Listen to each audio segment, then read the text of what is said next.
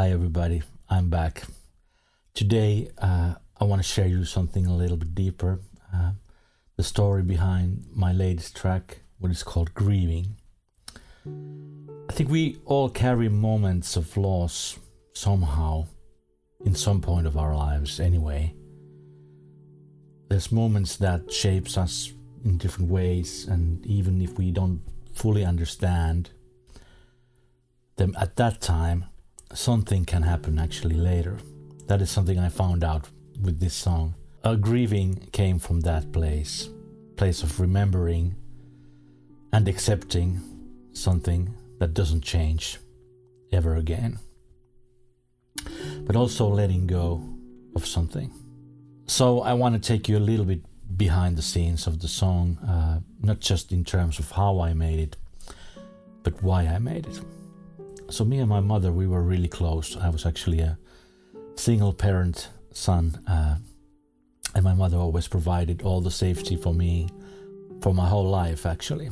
And I saw her as I see all the single mothers right now as a heroes of some kind of motion track movie with a lot of dramatics and game of survival. So I've been always a big fan of Ennio Morricone's music. He's a master. And also, of course, Sergio Leone's spaghetti western movies.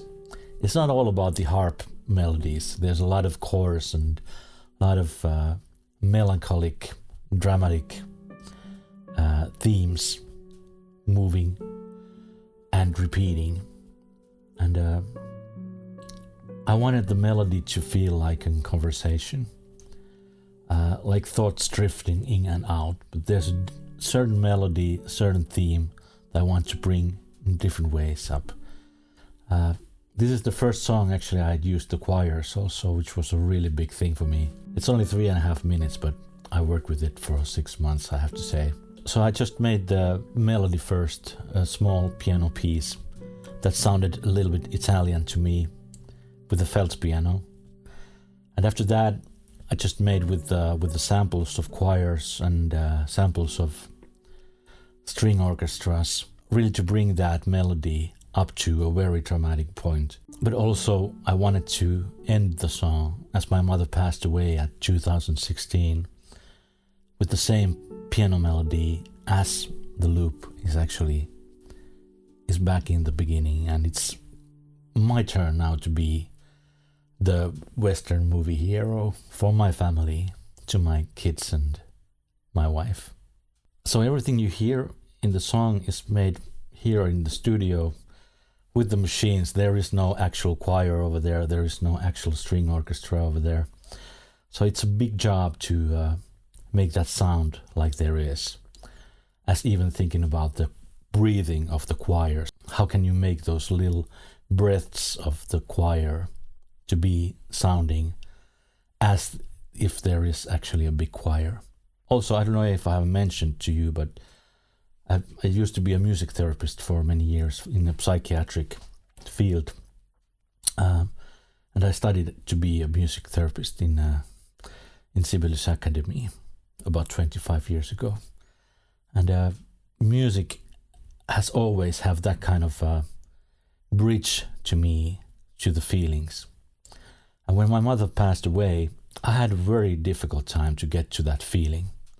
I understood it concretely, what happened to my mom and what happened to me after that, but it was hard to grieve because the loss was so great. So music and making of it is the first point where I actually can grieve and can cry about my mother's death. And I think this was actually the first time I actually experienced this myself, which I've been doing with a lot of kids and young adults, hundreds of them in the years, really trying to really use the music as a tool for expressing your feelings. This was such an enormous emotion. I cannot find more emotion from me than my mother's passing. So that was a really big thing for me. But now if I'm just looking at the picture of my mother, which is also the cover picture of the song, and listen to this, I cannot watch the picture and listen to that music without crying. And that's something that I can always use in my life. You know, every time I'm sad about my mom, and when I miss her, I always have a vehicle of change for me to use on that moment. And I know that my mother would be very proud of this song too, I'm sure. As I said, my mother passed away years ago, but grief is strange, you know, it doesn't really go away. It changes shapes somehow through the years. It fades, it comes back, sometimes when you least expect it. And I thought about her a lot lately, I have to say. Maybe because I'm getting older, or maybe because life has been shifting in ways I wish I could talk to her about. And I understood how grounding presence she was for me. Not in a loud way. She wasn't someone who made grand speeches or gave long advices, actually, but she was always there. And when you lose someone like that, you realize how much of them is woven into you. So one day, I was sitting in the piano, just playing, not thinking about making a song even, just letting my hands move, and this melody came out. Very soft, but quite dramatic, like something searching for an answer for somewhere. And that's where I realized that was grief. Not the sharp, overwhelming kind of grief, but the quiet, familiar ache of missing someone who shaped you. So take a listen and see what happens to you. And I would love to give you a small request, if I may. If you're listening to that song, Grieving, close your eyes and think of someone who you have lost, who you have loved. And let me know if you catch that feeling. If you catch that grieving, because grieving is something that it's very healthy for us to go through in some point of our lives.